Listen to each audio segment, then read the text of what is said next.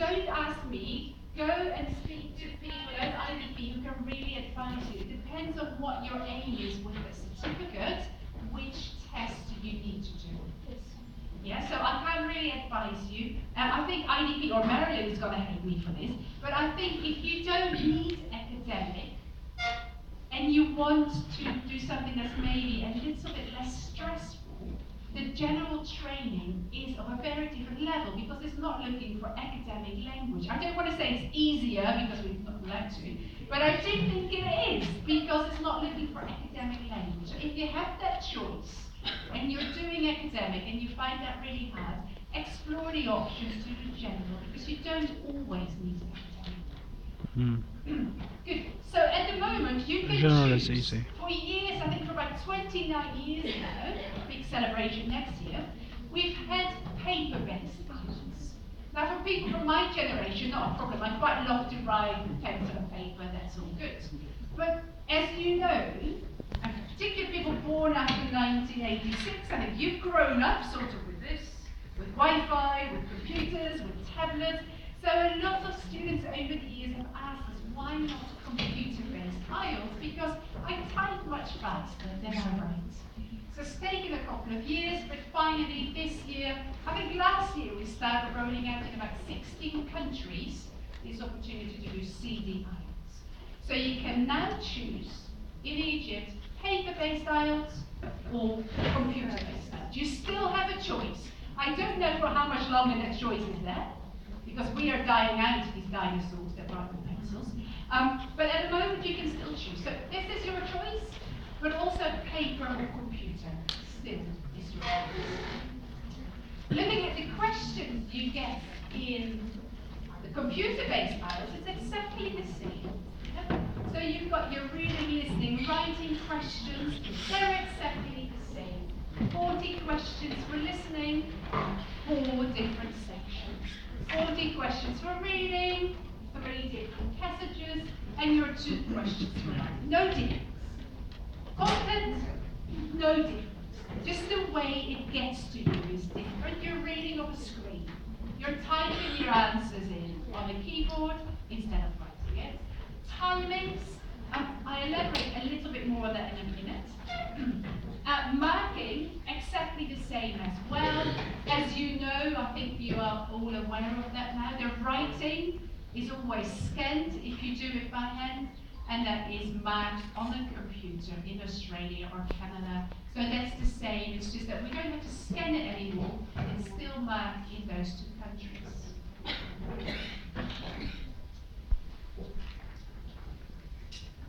Good, so for this, I'm going to explore a little bit more. The listening, for example. There is where probably the biggest difference is taking place. Now, I don't know what it's like in Cairo or in Heliopolis to do the IELTS, but when I did IELTS myself, yes, from about 20 years ago now, I don't know, I was sitting in a room with about 200 people listening to sound coming out of the ceiling. And everybody was really disturbing. So what you get now, when we get computer-delivered IELTS, you've got your own headphones. I don't know if you already have that, but it means that nobody else is really interfering with your listening. They're beautiful noise-cancelling headphones, so you shouldn't hear anything else other than the exam. Now the listening at the moment, how much time do you get for the listening? Half an hour. 30 minutes, and then? 10 minutes to transfer, remember, because you're listening, you're scribbling in a booklet, and then you need to transfer. Now this is something your students, or you need to know as a test taker, that CD IELTS, you don't get those 10 minutes. Yes. You type the answers in, so every time you listen, listening 1, you get the questions for listening 1, and you can type your answers in those boxes. Of course, when you're not sure, you can highlight the answers, so you can go back at the end when they say, you've got now 30 seconds to check your answers. You can go back and you can change it because you've highlighted your questions, but you do not get those 10 minutes. Now, if you find that really tricky, you still get a piece of paper and an old-fashioned pencil to take some notes so you can write out question 3, I have to go back to spelling of that word and have a bit of a go at it, but you do not get transferring time. Please be aware of that. The reading, very much the same, but your reading is on the screen on one side, and at the other side of the screen, you're going to get your questions. Again, you have that same bit of paper that you can scribble and say, I want to go back, but you can also, of course, on the computer highlight questions if you want to return to. I'm going to show you that in a minute, what you can do with that. Writing, exactly the same as well. You've got your two questions.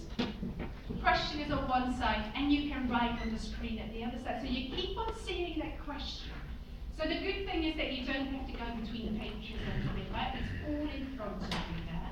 And with the writing, very good one, word count is available for you. Yeah, so you don't have to count 150 words, it's done for you. But don't get too excited, spell check is disabled.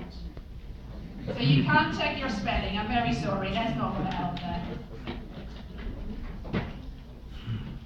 Good, now, speaking, what do you reckon? I think one of the powerful and most powerful tools that I've always appreciated from IELTS is that speaking happens face to face. Yeah? And there's been a lot of talk and discussion, should we go and say talk to the computer, because in a way maybe it's easier to mark that way. But speaking in real life, you do with different people. Even though your body language doesn't count towards your score or your eye contact or your smile, it's still live interaction. So I'm very glad that I can tell you that the speaking is still face to face with a human being, locally done in your testing center. So it's not that we record you and then you talk to the computer. No, same as it is now, usually before or sometimes after the test. Turn off the lights, turn off the lights, turn off the lights. We'll see what we can do for you. Good, so the speaking has not changed at all, and with that I need to stipulate as well the marking criteria have not changed for speaking or writing. That is exactly all the same. It's just these three skills, the delivery mode has changed for you. Still very authentic. Good, so let me talk you through a day of doing computer delivered IELTS. So I think this is probably very similar as doing the IELTS now. They take everything you own. Your wallet, your phone, your watch, anything. Lots of reasons for that, as I don't need to explain, because some people are very entrepreneurial and trying to cheat with all sorts of tools. We had a case in Uzbekistan recently where somebody had written lots of things in their passport. And you can't take that. So that was very interesting. So they take everything, but you get it back at the end. Once you've stored your belongings, of course they check your ID. And I don't know exactly how that works out, but it's with your passport still, or also local ID account. Yes, in Egypt we accept both passport and local ID. If you're a foreigner in Egypt, then you're going to have to check in with your passport. Your local ID for your country won't work here. Good, lovely, thanks for adding to that. So they check against the ID you've used for registering. Is this really you? Yes, it is. Fabulous. We can go on to the next step there as well. And the next step is finger scan. And I think this has only become more and more common in exams, because particularly the UK needs more of this as well, the UKVI exam, so lots of centres have this ability now to take a finger scan. What they do with that, I don't really know, but they need it for you. What I do understand particularly is that they take your photo, because that photo goes on your test report, and that's really important so that you're the same person, because there are lots of stories of identity, I don't know what you want to call it, theft, swapping. Recently, again in Uzbekistan, people had changed names on their desk. Yeah, so you just put a different name than what's on your desk, and that's just, we can see why this happened, but we don't want that to happen, because in the end, it's not helping you if you need to do your PhD and you can't really speak English. Cool. Okay. That's actually, I think it's important. It's talking to me. Yeah. So Well, they yes, take of your course. photo, they put that on your test report afterwards, and then you get taken to a separate room where they give you a little bit more information about the testing. Because it's new, they tell you about the computers, the desk, what's going to happen, just so you are well informed, and any questions you have, you can ask a desk. So this is your opportunity to research. I don't understand. Do I need to type on this? Do I need to do this then? It's all there for you. When there are no further questions, the time is ready to go to the testing room. And that looks a little bit like this. What you will notice is that they're specially designed for testing. So it's not just a room that we might use during the day as an office. It's got a little cubicle, it's got your computer, good quality screen, comfortable seat hopefully, and your headphones. So you're going to test if everything works, and at this stage as well, if you don't understand how you change the color of your screen, how you change the size of your letters, that's all you can do at that stage. They will help you set up. When everybody's set up and happy, then they're actually giving you the last sort of information for the test. And that usually is that, sorry, if you're very quick with the reading, you cannot go to the writing yet. It's all tight. What would you like to say, Jess? Let's ignore. So what you really need to know, it's not something that you can do the test quicker, because for everybody, after 30 minutes, the listing is over. We all start the reading at the same time. After that hour, we all start the writing at the same time. So it's not that you get more time for one or the other skill, it's still very strictly timed. So then, you do your test. Let me see what we get next. And after or before, you get your speaking test, same as we do now. Yeah? Depends a little bit on the centre, and it depends on your availability as well. Because I think the most interesting thing of this computer-delivered IELTS is actually that you can do it every day now. So at the moment, I think we've got 48 testing days a year. Computer-delivered IELTS is available from Sunday till Thursday. In other countries, maybe from Monday till Friday. So it's available full time. It means that you don't have to wait for another 2 or 3 weeks. The other thing that's really strong about the computer-delivered IELTS is that we run it twice a day. So if you work in the morning, you can do the evening test. If you work in the evening, you can organise that you want to do a morning test. So this also means that your speaking depends on when you take the test, but it's normally on the same day. So a bit more choice for you, which is very good. And this is amazing. How long does it take now to get your test results? About 2 weeks, isn't it? 13 days. Because there's a lot of human effort involved and people involved. It's all on the computer, which makes that processing a lot easier. 5 to 7 days. I think in October we started CV IELTS in the UAE, and at the moment it's taking 3 days to get the results out. So it can be faster, but you should have them at least a week later. You should be fine and know what your results is. Results, different ways to go about it. I think you can pick them up, but you can also get them sent to you. So that's something you can talk about at the centre. Is there a policy for this here? You fill out how you want your results and you can get them much quicker.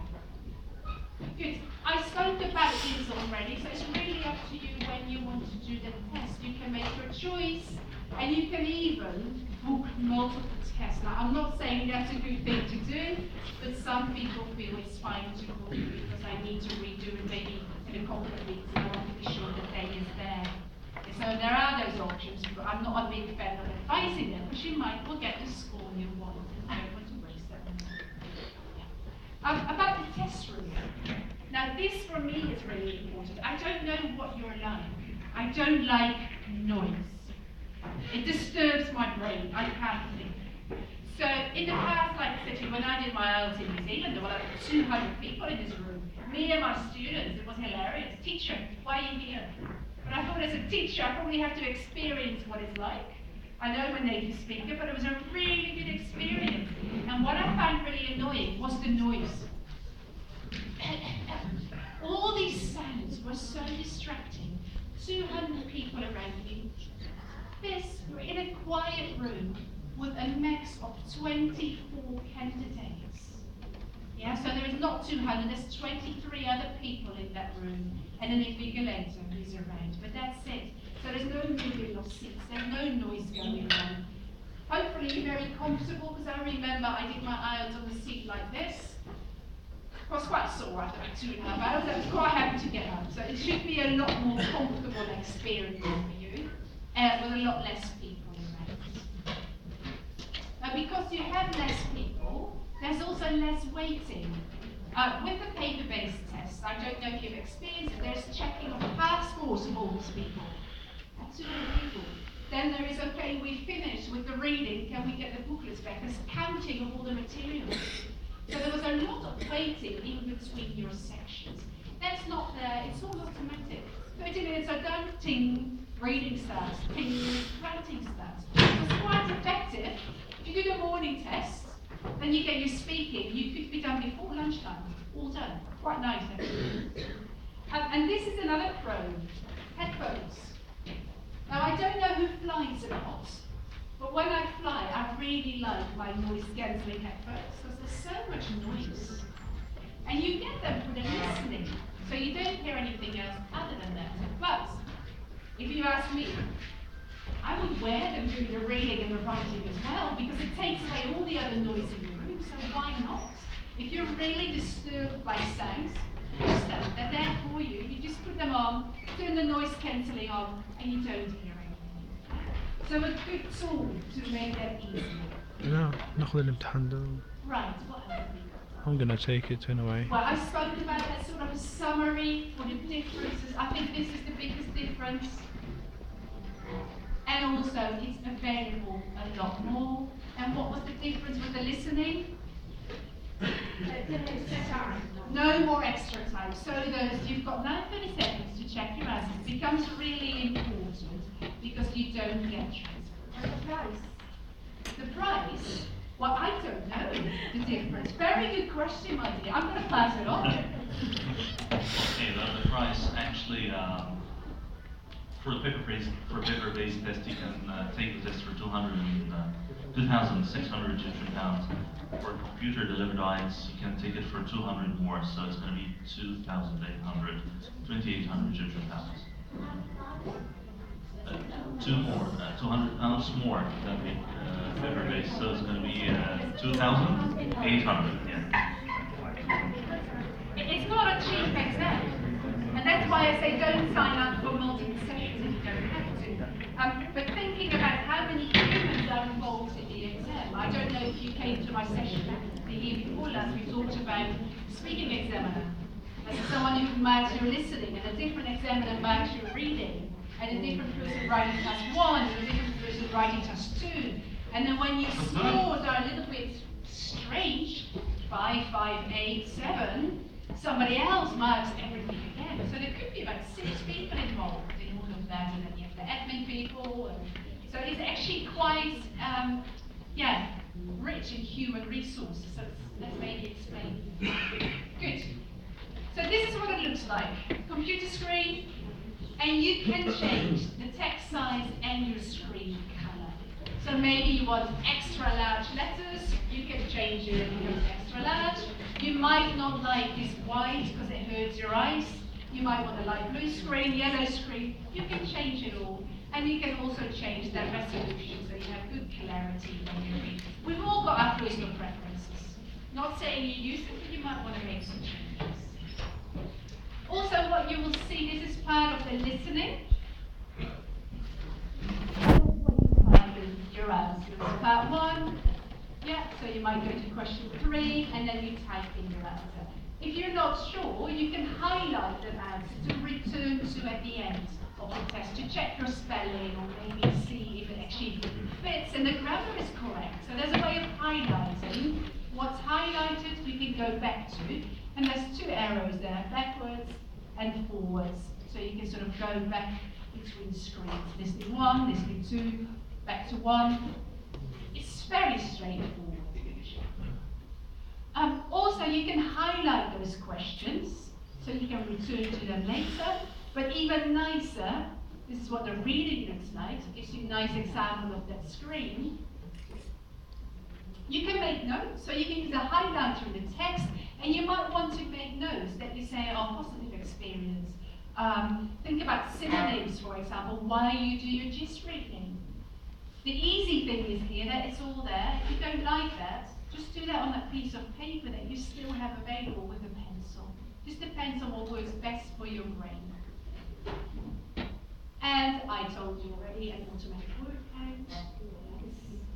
So that goes here automatically. You don't need to stress too much about counting all these words. Again, in the writing, but I haven't shown that here, you can take notes. Remember that when we tell our students, before you write, think. You can do that on a bit of paper, which is completely fine. But you can also do that in that little note box that you just saw, that yellow box. The good thing if you do it there is that you can copy and paste into your final writing work, so you don't have to retype it, for example. So that might be good to become familiar with, that they can copy and paste with those functions. Good. So practice for computer delivered IELTS. I know there is a YouTube out there that explains how it works as well. Is there one online that you can do? Practice. Oh, lovely. At this website then.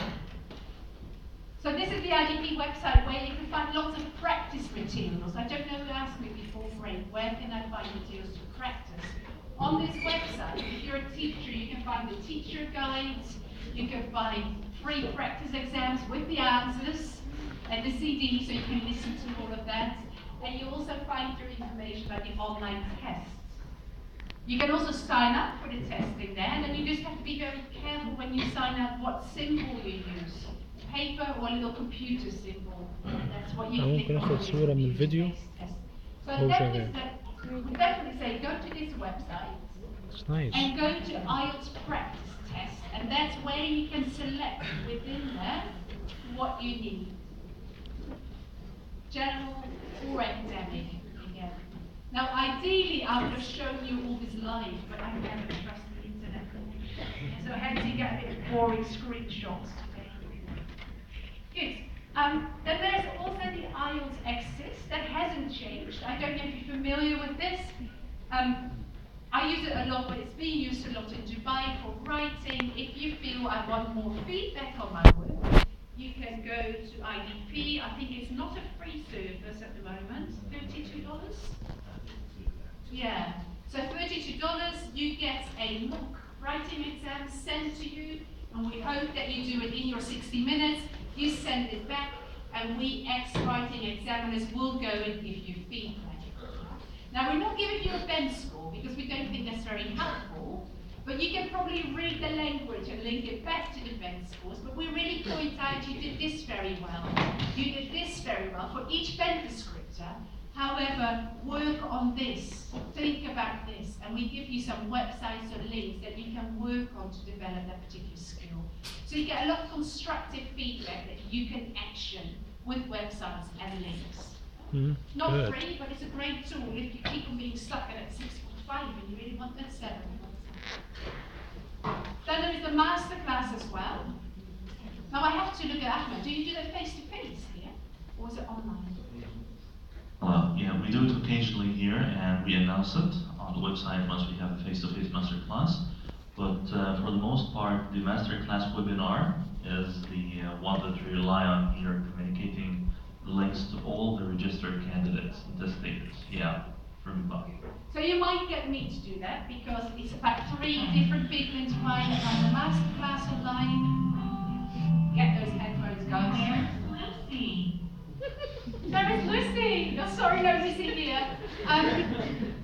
So with your masterclass, if it's face-to-face, once you've signed up for IDP exam, you get that for free and you can attend. Lucy's getting really annoying. I don't know. This will not happen in your IELTS listening exam. If it's not face-to-face, you get a link, you sign up, and we usually run the webinar on Wednesday from Dubai. It's about 2.5, 3 hours. It goes through all the skills, and it's more or less putting the dots on the I. So it's not asking about language, it's telling you, be aware of this. don't do this, write an overview, use these sorts of words in there. It's a really to get you that last push to hopefully get ready for your best score 7. There is also a Facebook live streaming that's every Tuesday at 7 o'clock from Dubai. So that's Tuesday 5 o'clock here, I think. And then you can ask your questions. So I'm not doing anything, I'm just waiting for your questions. And then you can type different questions and we answer in a live stream. IELTS Masterclass. Good. Frequently asked questions. Live What do you Facebook. think?